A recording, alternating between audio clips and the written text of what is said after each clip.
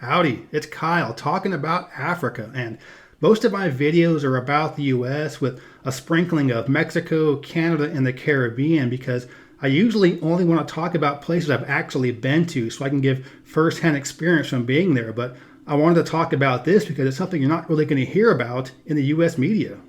For whatever reason, you're rarely going to hear anything positive about foreign countries in the American media, and the few times you do are not going to be about countries in Africa. So in this video, I want to discuss some of the positive things going on the continent because there are many countries there that have improved quite a bit this century, and there's quite a bit of good things going on there right now.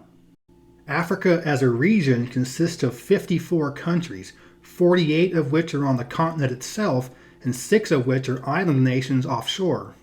At the time of me recording this, 5 of the top 10 and 13 of the top 25 fastest growing economies in the world are in sub-Saharan Africa. But that's not to say that most of these countries are wealthy. Before the major economic growth, most of them were extremely poor and in destitution. So after the fast economic growth, these countries have gone from extreme poverty to just simply poor. So I'm not going to be talking about every country in detail, but I did want to talk about several ones that have seen the most economic growth. The first country I want to talk about is Rwanda, which is the third fastest growing economy in the world. It's a relatively small country right in the middle of the continent with a population of only about 11 million people. The country has seen a GDP growth rate of at least 7% every single year of the past decade, and it was over 9% in 2019. A pretty major reason for the economic growth has been the diversification of the economy. Its economy is based upon agriculture, mining, tourism, textiles, as well as a fledgling high-tech sector. And there are lots of new startups being created in the country. There have also been major improvements in health and health care. The life expectancy is 70 years, and that's pretty high, especially considering that West Virginia and Mississippi's life expectancy is under 75. And a big part of this has been rural medical clinics out in these little tiny villages. These places are off the electric grid, but solar panels have been installed there so they can have power at these clinics. And there have also been major improvements in education. The country has made some pretty smart domestic investments, including a new arena and convention center in the capital, and they host many regional and international conferences. With the country being right in the middle of the continent, it's really easy to get there from anywhere else on the continent, and so it's a pretty popular spot for these conferences. They've really expanded the national airline, and there's a brand new airport, and it's bringing in many tourists to the country. And most of the tourists want to see some of the nature and wildlife, so the country's done a pretty good job of promoting environmental conservation. So how has all this happened? Well, the president is Paul Kagame, and even though Rwanda is technically a democracy, he's basically a dictator. He rules the country with an iron fist, but he's generally doing a pretty good job improving the country. So it's a situation kind of like the president having his foot on your throat to make sure that money you got actually goes to improving the hospital and the schools. One of the big things that he's done is taken a lot of the foreign aid and used it for private sector lending. And what that's done is it's created a situation where people can actually do startups. So a lot of folks that are from Rwanda go abroad to study at university, but then are actually coming back to start these new companies because they have that capital they can get from the government that is actually using that money for the projects that the aid was going for in the first place. Unfortunately, in many countries in the world, including many other ones in Africa, foreign aid goes straight into the pockets of a corrupt government. But with all that being said, Rwanda is still a very poor country. Most of the economic benefit has happened in the capital of Kigali, which is a pretty modern and pretty well-developed city. But most of the areas outside of the capital are pretty poor. So Rwanda still has a long way to go, but it has made some pretty serious positive strides. The next country I want to talk about is Ethiopia, and just like Rwanda, most people only know Ethiopia for negative things that were going on back in the 1980s and 90s. So it's an economy still largely based on agriculture and ag processing, and some of the major crops include coffee, oilseeds, and sugarcane. It's one of the major coffee producers in the world. It's also a major player in textiles and clothing, and there's a pretty good chance that there's some article of clothing in your house that was made in Ethiopia. There's been a large growth in the manufacturing sector as well, and a lot of new industrial parks going up. It's also an important producer and exporter of leather, and tourism is really on the incline in the country. And the government made a really smart investment with Ethiopian Airlines and a brand new airport. It's the largest airline on the continent and considered one of the best airlines in the world. And like many other countries in Africa that have seen a lot of economic growth, one of the major reasons is huge investment from China. And that's a running theme through a lot of the continent as China is investing heavily in Africa. So they're building schools, hospitals, roads, light rail, high-speed rail, and many other infrastructure projects in these relatively poor African countries. So China certainly has its motives, but it is for the most part being beneficial to Africans. And Ethiopia is one of the major players in this alliance with China. And a lot of these countries in Africa have a lot of oil, so China is saying, hey, we can get oil from Africa, not have to deal with the Americans, Russians, or the Middle East. But just like Rwanda, Ethiopia is still a very poor country with 33% living in extreme poverty. And also like Rwanda, most of the economic growth has been in the capital, and for Ethiopia it's Addis Ababa, which is becoming a pretty modern and developed city, and there are new high-rises going up all the time downtown.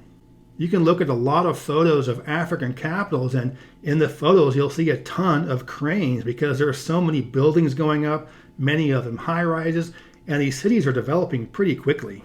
So Ethiopia has a long way to go, but it has come a long way as well. The next country I want to talk about is Ghana, which is a small country in West Africa with a population of about 30 million people. It's had a GDP growth rate of at least 3% every single year since 1984. That's pretty crazy.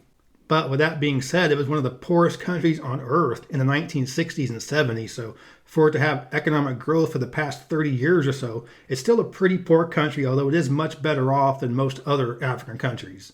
The GDP per capita is $7,000, which is pretty low compared to developed countries, but is pretty high compared to other developing countries. And just like all of the other countries I'm going to mention in this video, Ghana has diversified its economy, and that's led to a major part of the economic growth. It's the second largest producer of cocoa in the world, and it's also a major producer in gold, diamond, manganese, and bauxite mining, as well as plastic manufacturing. There's also quite a bit of electronics manufacturing in the country as well, including computers and smartphones. It's also one of the most popular tourist destinations in Africa, and the country has a small trade surplus. The capital city is Accra, and it's fairly well developed, and the secondary cities in the country are a little more developed than the secondary cities in most other African countries. Something else that's pretty interesting is that 50% of the energy in the country is provided from renewable sources. And it's also interesting that its number one export partner is Switzerland. So with Ghana having so much cocoa, gold, and diamonds, it makes perfect sense that its number one export partner is Switzerland, a country known for its chocolates and fancy wristwatches. But what has helped Ghana the most to keep expanding its economy is the fact that it's the most stable democracy in the region. Whereas many other countries in the world have had all kinds of coup attempts and successful coups, civil wars, and other kind of uprisings, Ghana has been pretty peaceful through all these years. But just like all the other countries in this video, it is still a pretty poor country with 1/3 of the population living in poverty and over 10% living in extreme poverty. Next, I want to discuss the wealthiest nation on the African continent, and that's Botswana. It's a relatively large country. It's about the size of Texas, but there are only 2.3 million people in the entire country. Texas has 30 million. It's had a 5% GDP growth each year since 2010, and the government consistently keeps a budget surplus. It's widely regarded as the least corrupt country in all of Africa and one of the least corrupt countries in the entire world. It has a credit rating of A from Moody's and Standard & Poor's, and with a GDP per capita of $19,000, it's on par with some of the poorest parts of the US. It has a very stable currency, has a high-performing stock market, and overall is considered an upper middle class country on a global scale. And it's fairly low that only 1/3 of the population lives below the US poverty line, although 16% of the population does live in extreme poverty. The country is heavily dependent on diamond mining, with half of the total GDP coming from diamonds. But it's also an important player for copper, nickel, iron ore, and silver mining as well. Tourism, and especially luxury and high-end tourism, is very big in the country as well.